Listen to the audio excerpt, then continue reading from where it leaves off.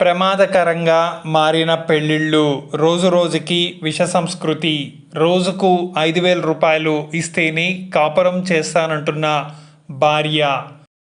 భర్త షేవింగ్ చేసుకోవట్లేదని గొడవపడి మరిదితో లేచిపోయిన భార్య మరొకరు. భార్యకి వేరొక యువకుడితో అఫైర్ ఉండడంతో ఇద్దరిని నరికేసిన ఒక భర్త. అలాగే తెగించిన మరొక భార్య ఏకంగా ప్రియుడు కోసం భర్తను పాయిజన్ పెట్టి చంపేయడం శోచనీయం.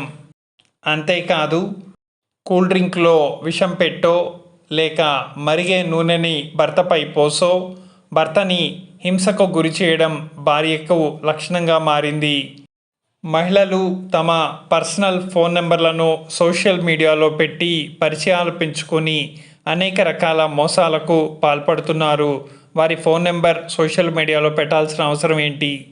ఇంకొక భార్య ఏకంగా భర్తను చంపి బిర్యానీ వండిన సంఘటన. ఒక భార్య తన భర్తను "నువ్వు నాకు నచ్చలేదు, చచ్చిపో" అని చెప్పడంతో ఆత్మహత్య చేసుకున్న భర్త. ఇంత తెలిసిన తర్వాత కూడా ఇంకా పెళ్ళిళ్ళు చేసుకోవడం మూర్ఖత్వం. ప్రస్తుత రోజుల్లో పెళ్ళి ఒక చావు. పెళ్ళికి ముందు, పెళ్ళి తర్వాత కూడా చాలామంది మహిళలు ఇల్లీగల్ అఫైర్స్ పెట్టుకుంటున్నారు. బతికుంటే బఠానీలు అమ్ముకోనైనా బతకచ్చు.